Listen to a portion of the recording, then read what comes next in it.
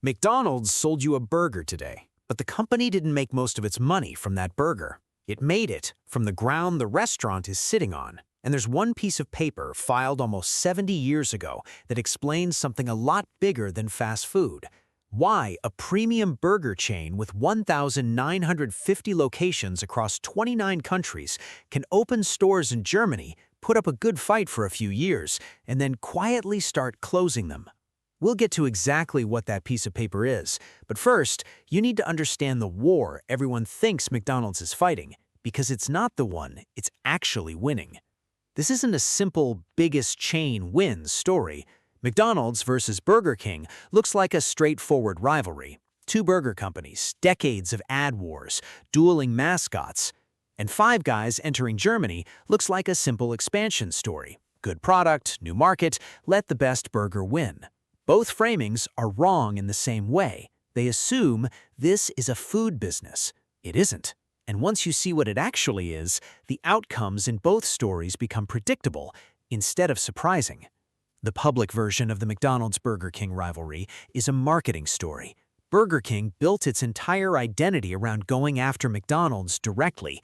Decades of ads daring people to compare the two, geofencing campaigns that redirected customers away from McDonald's drive-thrus, a mascot war that turned into pop culture.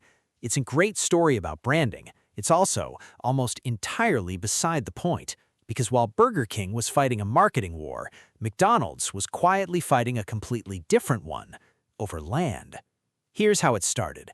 In the 1950s, Ray Kroc's fledgling franchise business was in financial trouble. He was collecting 1.9% of franchisee sales, which sounds like a business model and is actually closer to a hobby.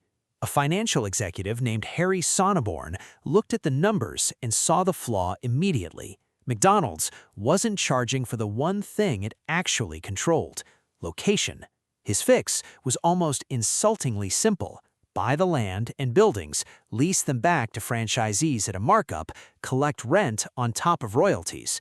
Kroc did not think of this himself, which, in hindsight, might be the best decision he never made. That one structural change is the real reason McDonald's outgrew every burger competitor that came after it, including Burger King. Decades later, a chain that thought the fix was better beef. So here's what that strategy actually built.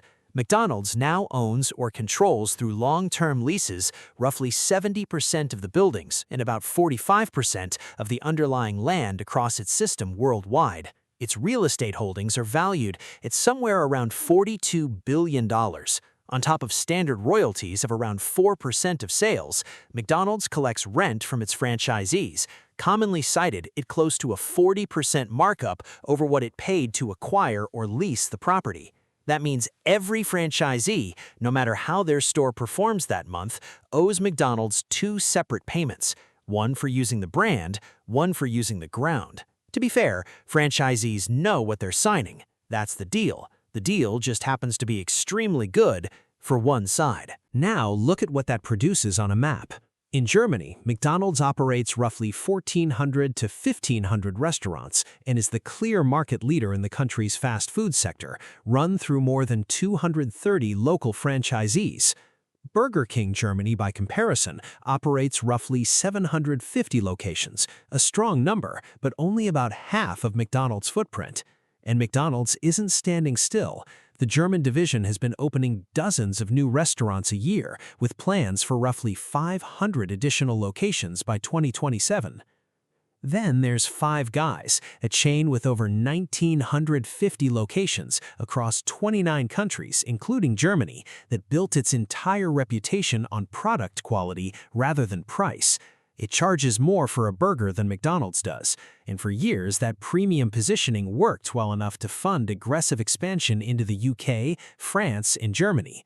But in 2026, reporting on the chain's global footprint noted a wave of store closures, over a dozen confirmed in the US alone in the first half of the year.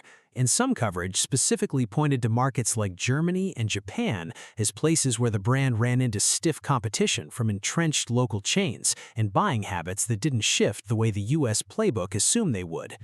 Other reporting pushes back on that framing, describing the closures as normal churn and pointing to continued new openings across Europe in the same period. The picture is genuinely mixed, and it's the kind of detail worth rechecking again closer to publication, since the story is still developing. What isn't mixed is the structural gap sitting underneath all of it.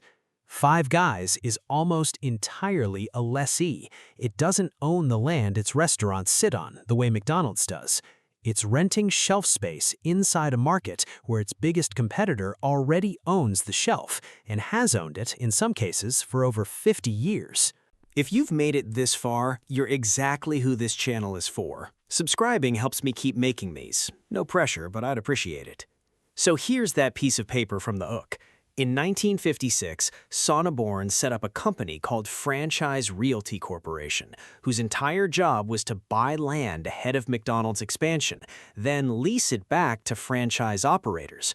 It sounds like a boring administrative detail. It's actually the mechanism that turned a burger chain into one of the largest commercial landlords on the planet, and it's why the food is worse at McDonald's has never mattered as much as people think. Ray Kroc himself put it more bluntly than any competitor ever has. The company wasn't really in the hamburger business. It was in the real estate business. That's not a slogan. It's the actual balance sheet, and somewhere a marketing department at Burger King has read it more than once. This is the mechanism that decides who wins a market before a single burger gets flipped. When McDonald's enters a country, it isn't just opening restaurants, it's acquiring the best available commercial real estate at highway exits, city intersections, and high-traffic corners, often years ahead of competitors, and then locking franchisees into 20-year agreements tied to that land. A newer entrant like Five Guys isn't just competing on burgers, it's trying to find real estate McDonald's didn't already take on terms McDonald's isn't structurally offering, in a market where the incumbent's rent income barely notices if any one location has a slow year. Now, to be fair to McDonald's, real estate didn't get it into the room by itself. Operational excellence got it into the room. The standardized menu, the hamburger university training pipeline, the sheer purchasing scale as one of the largest buyers of beef and potatoes in the country, that's a genuinely well-run entry ticket. Burger King has decent burgers in a training program too. Wendy's does. So does almost every serious competitor. An entry ticket gets you into the industry. It doesn't win you the industry. What wins it is what happens after you're in the room, and that's where the real moat sits. Burger King spent decades competing with McDonald's on taste, price, and marketing, the visible layer, the part customers actually taste and see. It's still roughly half the size in markets like Germany, not because its burgers are worse, but because it never controlled the underlying asset the way McDonald's does. At some point, that stops being a rough patch and starts being a business model.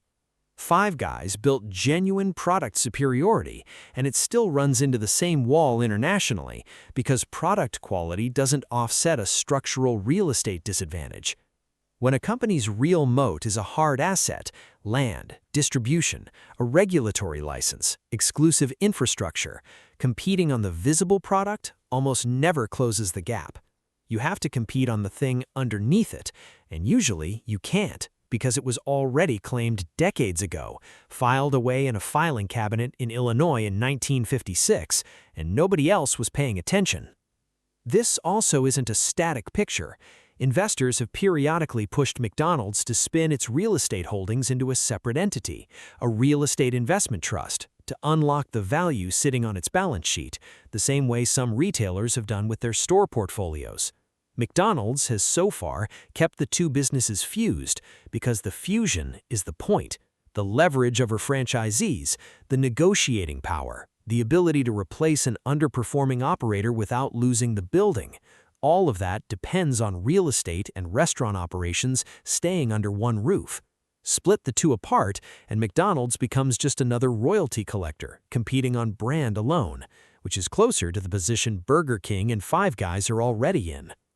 Watching whether that split ever happens is worth doing, because it would be the first real crack in a moat that's held for almost 70 years, and it would tell you a lot about whether this model is actually permanent or just very durable. So here's the reframe. It's tempting to watch Burger King's marketing campaigns or Five Guys' quality first pitch and think the fast food wars are being fought over what's on the menu. They're not. The company that wins is very often the company that stopped competing on the product decades ago and started buying the ground the product sits on. McDonald's isn't the best burger. It never really tried to be. It just figured out in 1956 that it didn't need to be. If you want more of these, the story behind the story, not the press release, subscribe, and I'll see you in the next one.